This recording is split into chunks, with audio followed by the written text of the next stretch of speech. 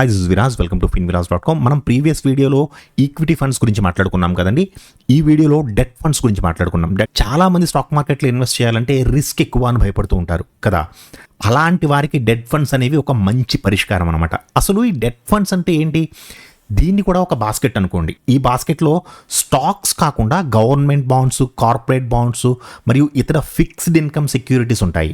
So మనం ఒక debt ఫండ్లో ఇన్వెస్ట్ చేసినప్పుడు మన డబ్బును ఫండ్ మేనేజర్ ఈ బాండ్స్ అండ్ సెక్యూరిటీస్లో ఇన్వెస్ట్ చేస్తారు. అంటే మనం ఒక కంపెనీకి లేదా ప్రభుత్వానికి డబ్బు అప్పిస్తున్నాం అనమాట. మనం డబ్బు అప్పిస్తున్నాం, సో వాళ్ళు మన డబ్బును ఉపయోగించి ప్రాఫిట్స్ సంపాదిస్తారు కదండి. సో దానిపై మనకి వడ్డీ ఇస్తారు. వాళ్ళు సంపాదించిన ప్రాఫిట్స్ నుంచి వాళ్ళు మనకి వడ్డీ ఇస్తున్నట్లు అనమాట, సింపుల్గా చెప్పుకోవాలంటే.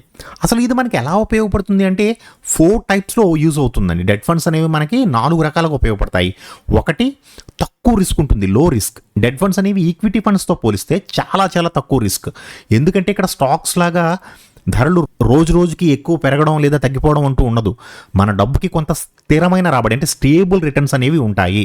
రెండవది, రెగ్యులర్ ఇన్కమ్. కొన్ని రకాల డెట్ ఫండ్స్ నుంచి మనకి రెగ్యులర్ ఇన్కమ్ వస్తుంది. రిటైర్ అయిన వాళ్ళకి లేదా నెలవారీ ఖర్చులకు ఒక స్థిరమైన ఆదాయం కావాలనుకునే వారికి ఇవి చాలా ఉపయోగం అన్నమాట.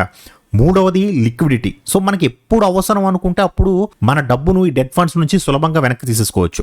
బ్యాంక్లో ఫిక్స్డ్ డిపాజిట్ లాగా ఒక లాక్-ఇన్ పీరియడ్ అనేది ఎక్కువ ఉండదు. షార్ట్ టైంలో కూడా మనం తీసేసుకోవచ్చు బయటికి, లిక్విడిటీ హ్యాపీగా ఉంటుంది. నాలుగవది, డైవర్సిఫికేషన్. డెట్ ఫండ్స్లో కూడా మన డబ్బును వివిధ రకాల సెక్యూరిటీస్లో పంచుతారు. దీనివల్ల ఒక దానిలో రిస్క్ ఉన్నా కానీ మిగతా అవి మన నష్టాన్ని తగ్గిస్తాయి. సో డెట్ ఫండ్స్లో కూడా చాలా రకాలు ఉంటాయండి. వీటిలో ముఖ్యమైనవి చూడాలంటే ఫస్ట్ వచ్చి లిక్విడ్ ఫండ్స్. చాలా తక్కువ టైం పీరియడ్లో ఇవి ఉంటాయి. అంటే కొన్ని రోజుల నుంచి 3 నెలల వరకు, మ్యాక్సిమం 3 నెలలు ఉంటుందండి. సో వీటిలో ఇన్వెస్ట్ చేసుకోవచ్చు, రిస్క్ కొంచెం తక్కువగా ఉంటుంది. అండ్ షార్ట్ డ్యూరేషన్ ఫండ్స్ అంటే 1 నుంచి 3 సంవత్సరాల కాలానికి మనం ఇన్వెస్ట్ చేసుకోవచ్చు. మూడవది, కార్పొరేట్ బాండ్ ఫండ్స్. పెద్ద పెద్ద కంపెనీల బాండ్స్లో ఇన్వెస్ట్ చేస్తాయి. సో ఈ 3 రకాల ఫండ్స్ ఉంటాయి. అంటే మెయిన్, ఇంకా చాలా రకాలు ఉంటాయండి, ఈ 3 మెయిన్ కింద చూసుకోవచ్చు. సో క్లారిఫికేషన్ ఏంటంటే, డెట్ ఫండ్స్ రిస్క్ తక్కువ ఉన్నా వీటిలో కూడా కొన్ని రిస్క్ ఫ్యాక్టర్స్ ఉంటాయి. కాబట్టి మీ రిస్క్ ప్రొఫైల్కి తగ్గట్టుగా ఫండ్ని ఎంచుకోవడం చాలా ముఖ్యం.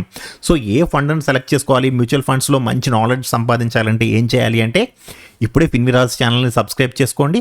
సో డెట్ ఫండ్కి సంబంధించి మీకు ఎటువంటి డౌట్స్ ఉన్నా సరే కామెంట్ సెక్షన్లో అడగండి. We will clarify each and everything doubt. ఓకేనండి. Thank you so much.